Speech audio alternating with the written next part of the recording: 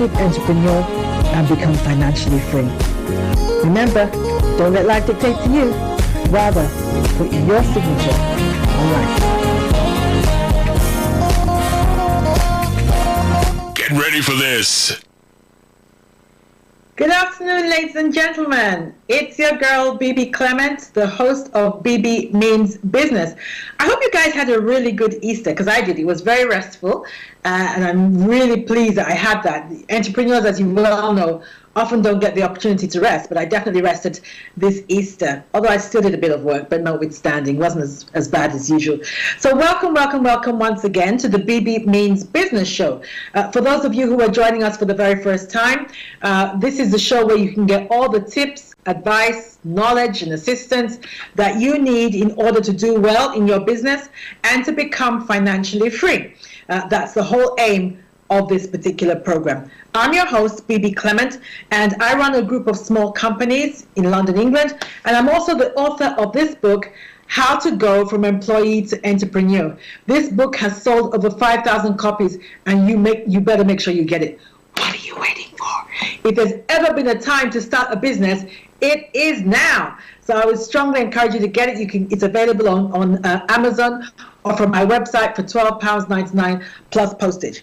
Okay, so the last live show that I did, we talked about the role of ownership in wealth creation, and that was a really good show. The feedback was fantastic, and I think it opened people's minds to things that they hadn't hitherto thought about. So I'm really glad that we did that show.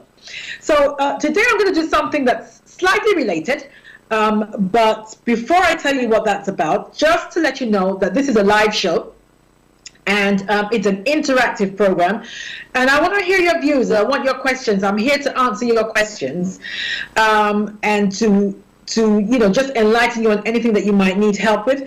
If you want to send us any questions, or you just want to give an opinion on the show, you just want to give feedback about a previous show, please feel free to do that. Our Twitter handle is @StarRadioUK. That's @StarRadioUK. Or you can text or WhatsApp us, and I'll give you the number now. It's 07539 661 744. That's 07539 661 744. Or of course you can email us at info@StarRadioUK, or join us via Facebook at Star Radio UK, and just put your questions in the chat, and my producer will pass them to me during the program, and I'll be more than happy to answer them. If you'd also like a shout out, then by all means just let me know, and I'm happy to do that. So this week, for those of you who are just joining this week, we're going to be talking about the several levels of income. Several levels of income. Now, one of the reasons why I decided to do this topic is because a friend of mine who's actually been on this show before, Dr. Remy Banjoku, he does talks on wealth creation in the trading and investment space. And he often starts his seminars with this statement. He says, a staggering 70% of the world's adult population are financially illiterate. 70%. So now, that might not seem like too serious a statement to you, but I want you to think about illiteracy from the outlook of being able to read and write. And you know that being illiterate, it locks you out of many things in life. It diminishes your ability to function properly. It robs you of potential. It stops your ability to access certain opportunities when they present themselves. In a nutshell, ignorance is not bliss, ladies and gentlemen. Ignorance is not bliss. And when it comes to financial literacy, the same is applicable. In other words, it is what we don't know about money, what we don't understand about our economic environment, things that we don't know about capitalism and how it functions, how to create money, how to grow it, how to invest it, how to use it, how to save it. It is what we don't know about money that is keeping us poor. And I personally, call me a cynic, but I personally think that it's deliberate. Otherwise, why don't they teach financial literacy in schools? If the whole point of leaving school is to acquire skills that you can use in the marketplace in order to get money, then why not just teach people about money? But, you know, That's just my little moan. The powers that be have their own reasons for doing what they do. But I'm determined to give you a lesson in financial literacy so that by all means you can become financially free. Being poor is not fun. So I really want to just give you little tidbits, just be part of your success story and helping you becoming financially free. So today we're going to be looking at the 7 levels of income, and it's unlikely, very unlikely, that we'll be able to get through all of them. So I might have a 2-part series, and that's fine. But I'm determined that we're going to do that. I believe that success leaves clues. Success leaves clues. And if you want to become financially free, then we must learn from those who already are. If that's what we must do. In any sphere of life that you want to be successful, just go and look for somebody who is already successful in the area that you want to be successful in and sit at their feet and learn from them. What is it that they did? What mistakes did they make that I can avoid? Those kind of things. So that's what we're going to be doing today. One of the clues that successful people or financially free or rich people, whatever you want to call them, have left is that the average millionaire has about 7 different income streams going at any given time, which would go a long way to explain why employees don't become wealthy, because they're, by nature of their work, they are dependent on a single source of income, i.e. their salary. But millionaires have at any given time 7 different sources of income on the go. Now, I've been watching in recent times, because of his whole relationship with this whole pandemic, and he seems to have become the spokesperson for this whole pandemic, I have been reading a bit more about Bill Gates. And Bill Gates, as you know, was traditionally known for Microsoft. And we thought that was pretty much all he did. We knew about his charitable works, but we thought that was pretty much all he did. Now we are understanding that man is such an astute businessman. It is scary. He's got his fingers in so many pies. I was reading recently that he is now the single owner of the greatest amount of farmland in America.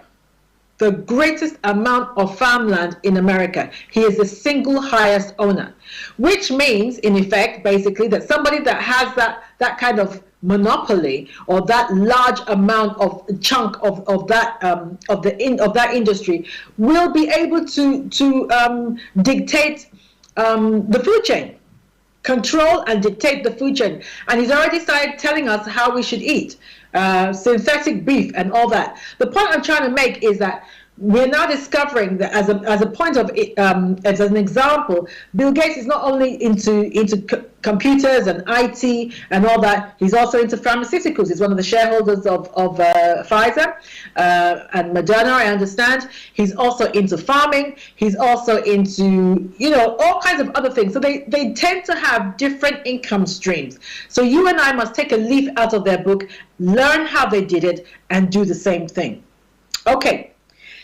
So,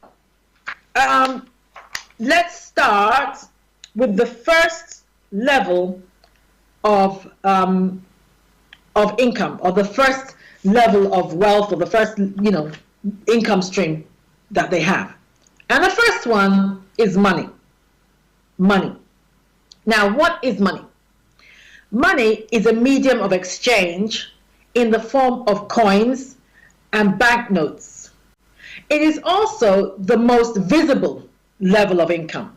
Everybody sees it. Everybody's familiar with it. Everybody, to an extent, recognizes it. We may not understand how it functions that much, but at least we recognize it, and it's the most visible. Everywhere you go, there's money.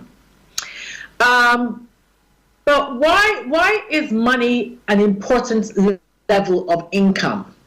I personally think that it's because of the options that it buys you. It's not even necessarily how much you have in the bank, so to speak, but it is the options or the choices that it buys you. And ladies and gentlemen, let's be honest, what is life without choices? So it is the choices that money buys you that is important.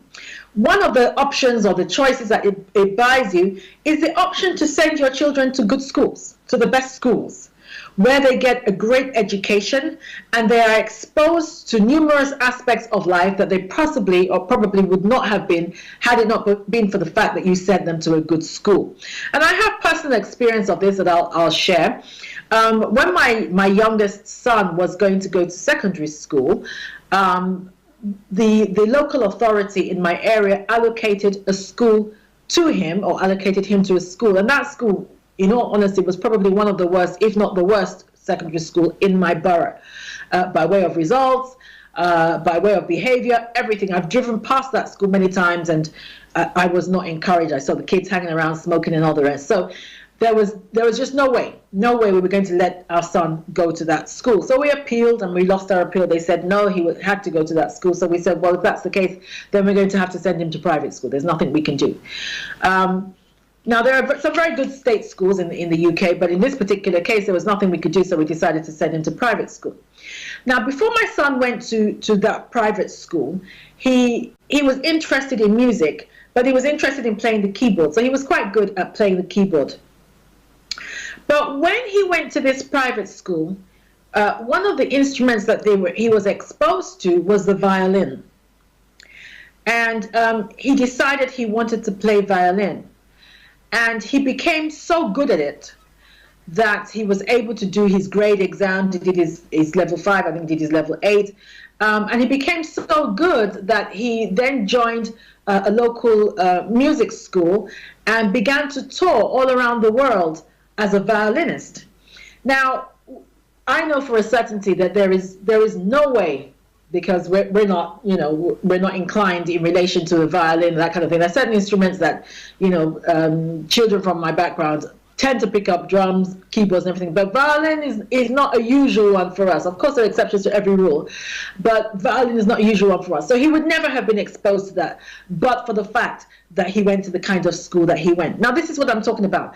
That, again, has opened up his mind. It has opened up his view of the world. He had created opportunities for him to travel just because we were able, because of we could afford it, to send him to that kind of school. So money gives you options. It gives you options in life. It also buys you access. It buys you access. Access to what? By way of example, it buys you access to certain social clubs where you are on first name terms with people who are in corridors of power, people who have the ability to make decisions regarding your life and my life. Politicians, entertainers, masters of industry, those kind of people who influence our life. Those of us who are on the lower spectrum of life, these are people who are in the corridors of power. Now, if you're in the same social club with somebody like that, and you're on first name basis, that opens a whole world for you. It opens so many doors. It just gives you access, and it is money that brings you before those kind of people. Another thing that money does is it helps you get the best professional advice. Now, as an entrepreneur, this is so important. So important. The kind of team that you have behind you is so important. So if you have money, then you can have access to the best professionals in your industry. So you have the best lawyers, you have the best tax consultants or tax specialists, and every millionaire or every rich person will tell you that they could not survive without the advice of their team, particularly their tax specialists, because tax specialists, they understand how to help you take advantage of the tax laws, how to hide your money, preserve your wealth for generations to come. This is what people do. This is what rich people do. They get the advice and the information from those who are in the know, so that they're able to preserve their wealth. Somebody like you and I, the average person, even when we get money, that's why people who win the lottery and don't know what to do with the money, they lose it very easily because they do not have access, or they don't know where to go and find a great team that will give them the right advice that will help them preserve their wealth and be able to leave it as a legacy for generations to come. So it is important that we have money. So that's the first level of income. But most importantly, I think it buys you time. It buys you time. And you'll often hear me say on this program that poor people exchange their time, which is their greatest resource in life. They exchange their time for money. Rich people exchange their money for time. Anything that can buy a rich person time, they are willing to pay for it. They don't care how much it costs. And that's what money buys you. Money buys you time. Time to recuperate after a sickness. Now, if you're an employee, it is most likely that your employer has a limited number of days that they're willing to tolerate you being ill, as if to say you're ill on purpose, but they're willing to tolerate you being ill before they start breathing down your neck. So oftentimes, I remember when I was an employee, oftentimes I would be under pressure to quickly get over whatever ailment was ailing me so that I could get back to work. So 9 times out of 10, I would return to work knowing full well that I was not really well. But because I didn't want my HR manager to start breathing down my neck and then calling me in for sickness meetings and all the rest, and it going towards your absence level and all the rest, you felt pressurized and stressed to return to work, even though you knew full well that you were not okay. So money buys you that option, If a job is doing you in, you can tell your boss to stop his job and you can walk. But money is what buys you those kind of options. Time to think. It buys you time to think. Now, the number of businesses, I was reading about this I think it was on Twitter, the number of businesses that have been birthed during COVID is phenomenal. And that's because most people are now working from home, and because they're working from home, they have a better work-life balance, and they're actually able to take time out of the day to think. Because if you're going to be an entrepreneur, you're going to have to learn to think. Time to think, to birth new ideas, to explore opportunities, to research, to try new things. It is money that enables you to do that, to expand your consciousness, to travel. People who travel have a better outlook on life. All these things take time, and money is what buys you time to do all those kind of things. Okay? All right. I'm going to take a quick break here, and when we come back, we're going to look at level 2. We've just looked at money, but level 2 is going to be vision. We're going to have a look at vision. That is another level of income, and I'm going to explain to you why that is. Don't go away.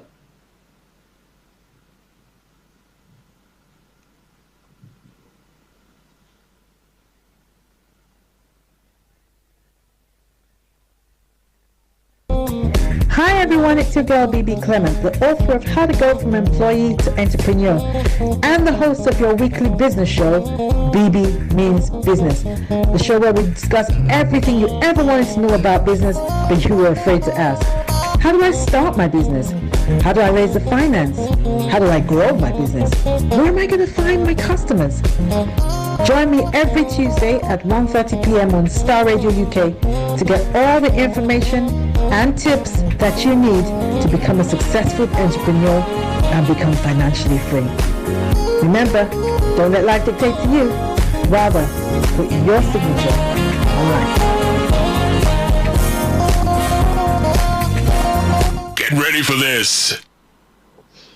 Okay, welcome back to the Bebe Means Business Show. And for those of you who are just joining us, why are you late? But I'm Bebe Clement, and I'm the host of Bebe Means Business. And I'm here every Tuesday, 1:30 p.m., in order to shed a little bit more light on how to be a successful entrepreneur, how to grow and create your wealth, and how to become financially free and leave a legacy. Bible tells us that we're to leave a legacy, not just for our children, but for our children's children. In other words, when it comes to building wealth, you need to start thinking generationally. It's not enough to just be thinking about you and how you can buy another car and have a bigger house. You need to start thinking generationally about creating wealth. Okay, so just before the break, I was speaking about the 7 different levels of income, and we were taking a clue out of what is it that millionaires do. Is it that millionaires have a better start in life? Is it that they are just smarter than us? Is it that they're better educated than us? No, on the contrary, when you meet them, oftentimes you'll find that you are even better educated than they are.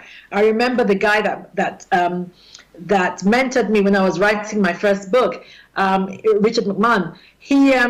he asked me one day while he was talking. He said, "Baby, what's your educational status?" And I told him what I had. I said, "I have a degree in English. I have a degree in law, that kind of thing." He said, "Oh wow, that's impressive." I said, "What about you?" He said, "I had no idea what I was doing in school, so I didn't even bother.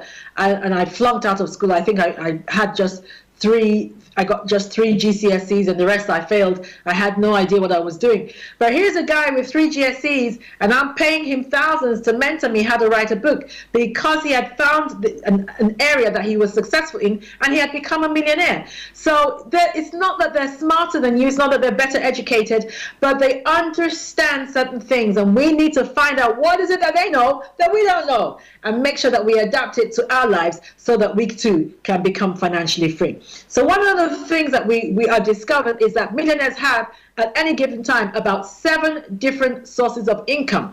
So the first one I spoke about before we went on the break was money. Money is one level of income. Let's have a look at another level. The next one is vision.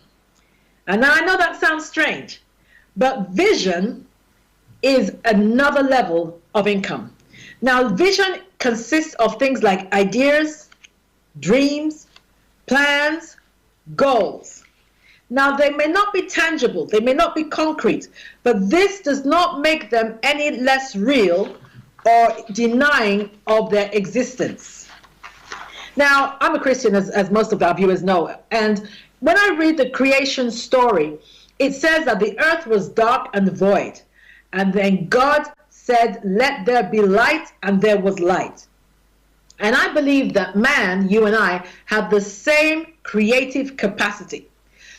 Things exist in different realms. There is more to life than what you see. Things exist in different realms, and ideas and plans and dreams, they exist in a different realm. And when you bring them, when you make them into a plan and you carry out that plan, you bring them into the here and now. You bring them into the physical realm, but it doesn't mean they didn't exist in a different realm. I'll give an example. When you think about an architect can take you to a vacant piece of land and walk you through the house. He will tell you the fireplace is over there. We are standing in the kitchen. The cooker is over there. This is where you're going to put the chimney, blah, blah, blah. And he's not just talking nonsense. He can see it. He can see it in his mind's eye. Why? Because it exists, but it exists in a different realm. When they start laying the foundation and putting bricks one on top of the other, he then brings it into the physical realm. But it existed. It already existed in his mind. It already existed in his imagination. It already existed in the non-physical realm. Some people call it the ether, whatever it is they want to call it. But it already existed. The fact that you couldn't see it with your physical eye does not deny its existence. So it is really important that you get a hold of dreams and ideas and plans and goals, and you bring them into this realm.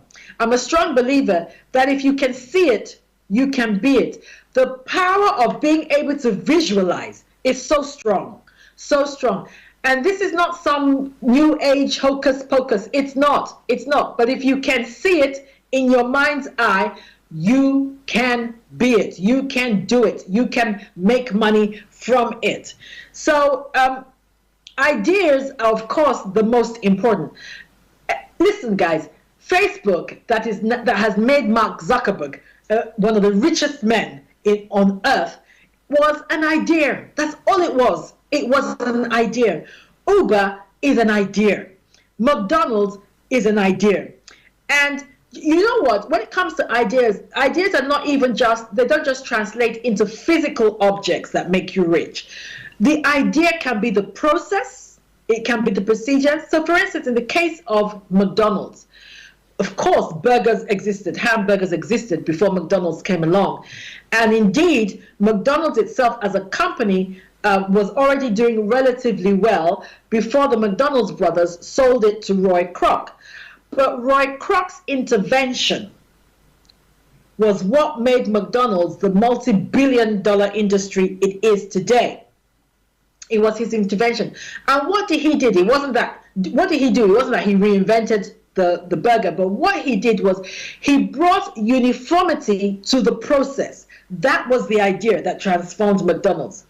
So he brought to the process the idea that wherever you go to a McDonald's to eat a burger, whether you're eating it in London, or you're eating it in Paris, or you're eating it in Newcastle, or you're eating it wherever you're eating a McDonald's beef burger, that beef burger should taste the same.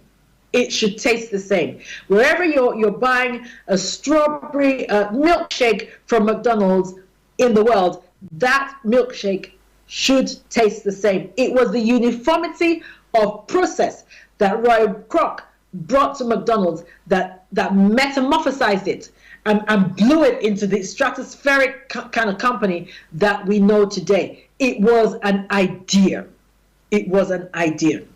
So here's my advice to you. If you want to do well in business, you must learn, first of all, to discipline and utilize your ideas and your thoughts. You must discipline your thoughts, begin to streamline your thoughts, and pay attention to your thoughts. Your ideas are like nuggets of gold hidden in dirt. That's what they're like nuggets of gold hidden in dirt. You may have to go through thousands and thousands before you get to a good one. So here's what I would advise you to do. I would encourage you to do. Get a small notebook. And every morning after maybe your early morning meditation, those of you who do meditate or you pray or whatever it is that you do, begin to write down every business idea that comes to you, no matter how stupid or crazy or off the charts it may seem. Now, some of them will be silly, and that's fine, but some of them will be worth exploring, and some of them will be gems. Like I said, look at them like golden nuggets. So start writing them down. Start writing them down, because you never know which one is going to be the one that lays the golden goose. So start writing them down. And the ones that look not so crazy, start exploring. Look, if you know the number of people who have become millionaires based on what everybody told them was a crazy idea that would never work, you'll be amazed. Look at the Wright brothers. When the Wright brothers said that they believed that they could build a bird, a mechanical bird that would fly, people laughed them to scorn.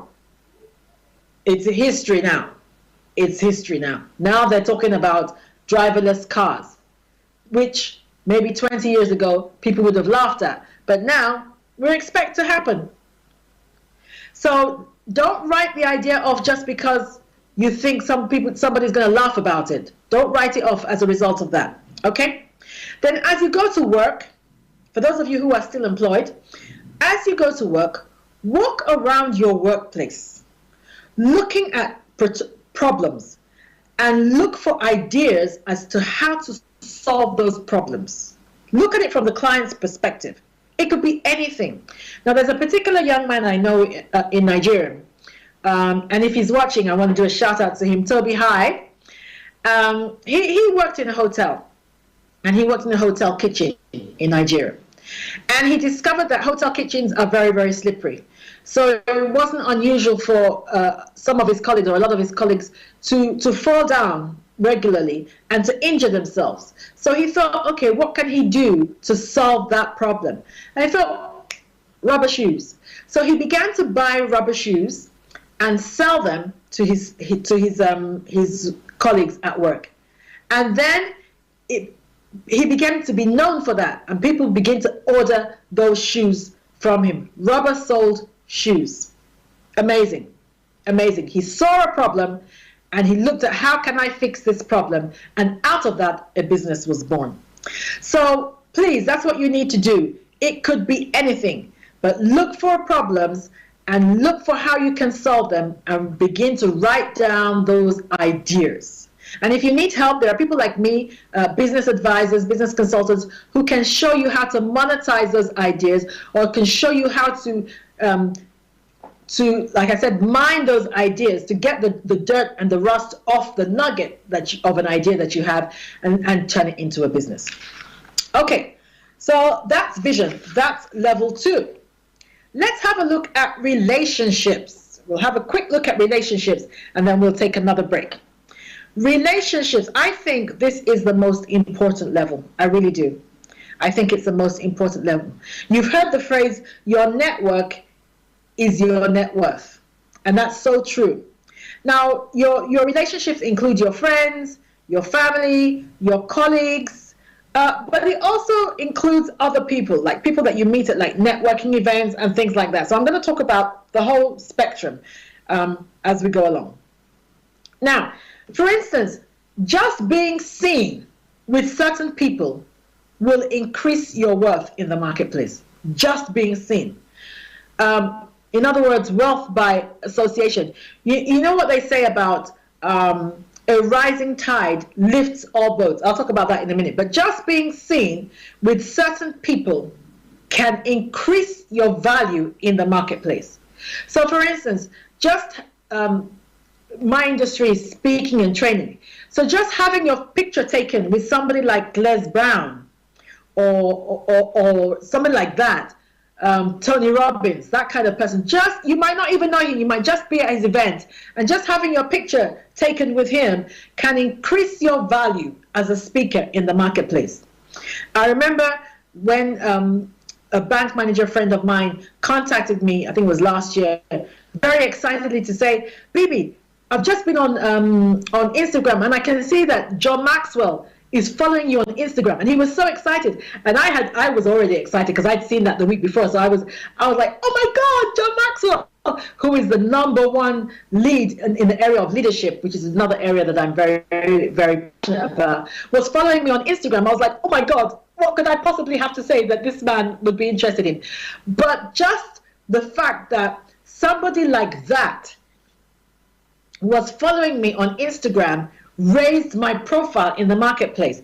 A huge shout out to one of my heroes in the Christian space, T.D. Jakes, Bishop T.D. Jakes. I discovered that he's following me on Twitter. That again has raised my profile because people see that and they think, well, if Bishop Jakes is bothering to follow this woman on Twitter, she must have something reasonable to say. So Bishop Jakes, thank you so much. I'm so honored. Thank you that you would take the time to follow me on Twitter. So yeah, so these kind of things is within your network, just by association, increases your value in the marketplace, which again increases the amount of money that you can make in the marketplace. Okay. Now, like I said earlier, a rising tide lifts all boats. There's certain people that just being around them will expand your consciousness of what is possible for your life and for your business. Just being around them. Now, for instance, this is why I harpen upon the importance of having mentors. You must have mentors because they ignite you, they revive you, they strengthen you, they help you see what is possible. There's a particular mentor that I have, Mr. Aki Naftel, and he's the managing director of Instinct, the Instinct Media Group. And whenever he comes to the UK, I can't wait to go and see him. I really can't wait to go and see him. And his poor wife, she's always so nice to me. She must think, my God, this woman, she's always stalking my husband.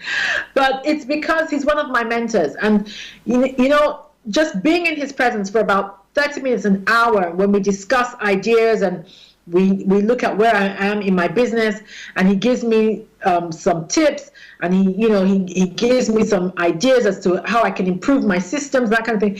That kind of information is invaluable to me. And just being in his presence for about an hour can, just makes my brain begin to tick. And by the time I go home, I always go to see him with a notebook and a pen. Whenever I go and see great men, I always do that. I always have a notebook and a pen because you never know what they're going to say. Never know what they're going to say. Sometimes they say something unconsciously that can just do that for my brain and revolutionize my thinking. So yes, those kind of people. Another person is my best friend, Sandra, who I've also had on the show.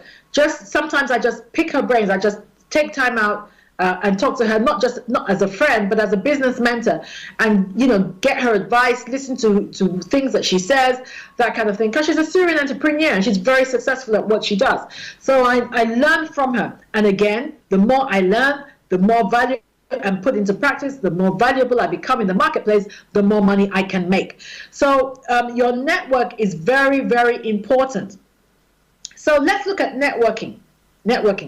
Now, you must network. You cannot sit in your house and think that you are going to make any money. You must get out there. And when I say get out there, I know that we're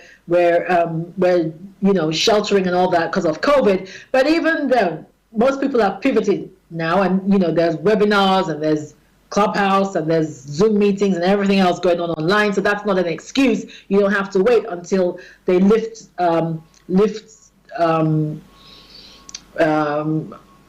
until we can go back to normal before you start networking. You must be networking. Even now, you must be networking. But the importance of networking events is that you never know who you're going to meet. You never know who you're going to meet. Now, again, I'm a Christian, so whenever I'm going to go to a networking event, I pray before I go. And I say, Lord, just, lead me to the right people. Supernatural divine appointments. That's what I'm asking for. Supernatural divine appointments. And there's one particular time that will forever stick in my mind. There was one event I was going to, and it was off the beaten path for me. It's not something that I would normally go to. It was a government event, and I think it was with the Department of Industry and stuff like that. But it was not something that I would normally go to. But I was going to go. I'd been invited, so I was going to go. And I always go prepared. Because I'm a strong believer that fortune dances with those who are already on the dance floor. There's nothing worse than having an opportunity and you are not prepared. It's better to be prepared and not have an opportunity than have the opportunity arise and you are not prepared. So I always go to an event prepared. So I had my copies of my book. I had copies of my bag that I put my book in when I'm going to hand it to people, and it's branded. It's got my name all over it. It's got the name of the book all over it. And so I had all that ready, and I had some other products that I put in the bag that I was going to give to people that I met that I thought could be strategic in my journey, and just give it to them as a gift. Now, when I went to this event, I didn't know anyone, which was very unusual for me. There's hardly a time I go to an event that I don't know anybody. But this particular event, I didn't know anyone. So during the lunchtime, I was standing on my own, and all of a sudden, this guy walked past me and then got to the end of the room, did a turnaround, and then walked towards me and introduced himself. So I'm like, okay, Lord, I prayed, so I'm believing that this is a strategic alliance, a potential strategic alliance. So we introduced each other, and we introduced ourselves to each other, and we chatted and everything like that. And it was very interesting because we actually found out that we were from the same town in Nigeria. So we chatted about that, we bonded over that and everything. And then he went, and I went my separate way. Then when we reconvened for the afternoon session of the presentation, the seminar, when I went into the room, there was nowhere for me to sit, really. The room that we changed rooms. So this particular room that already had people there. But the guy that I had spoken to earlier, there just happened to be a vacant seat beside him. So since I knew I'd now spoken to him, so I said to him, do you mind if I sit down? He said, no, by all means. So I sat down and we began to chat a bit more. And at the end of our chat, I then handed him my bag. I signed one of my books, and I handed him my bag, gave him a bag with some goodies inside it, gave him my business card, and left. The next day, I got a phone call from him to say, oh, thank you very much. It was nice meeting you, blah, blah. I've actually started reading your book. I didn't know who this guy was. I later found out that he was the head of communication for a very, very important organization in the UK. I didn't know that. And then we kind of stayed in touch, for a little while. And every so often we give each other a shout out. When he wanted to do some business in Nigeria, he called me. And then because he had access to entrepreneurs, he then hired me. It took 2 years for him to contact me to hire me to come and speak to his people, but he had an amazing network, and he hired me to come and speak to that network. And then he kind of left me. Once he'd done the introductions, he kind of left me, and I have spoken to that network twice in the last 6 months and made a lot of money from it. So again, your network determines your net worth. It is really important that you have the right network and you take advantage of it. Another area of another level of relationships, because that's what we're speaking about. We're speaking about relationships as a level of income. Another level of relationships that is very underutilized, particularly for my people, Black Sub-Saharans, is the Mastermind Group. Now, a Mastermind Group is a group of entrepreneurs that meet up regularly just to brainstorm. The idea is different from networking. They're not meeting up to make money per se, but they're meeting up to brainstorm, to help you work strategically in your business so that you work on your business rather than in your business. And some of the things they do is they birth new ideas. They help you revisit old ideas. They give you advice. They lend of their knowledge. They lend of their expertise. They give you access to their contacts and their network. It is really important that you join a mastermind group. Now, I started one last year. It has become so popular that I'm about to start the third one. So if you want some information about that, then by all means, then drop me a line at bb@bbclement.com, and I'll give you some more information about that. But I run them in cycles of 6 weeks. They last for 6 weeks, and they cost £75. £75 for the 6 weeks.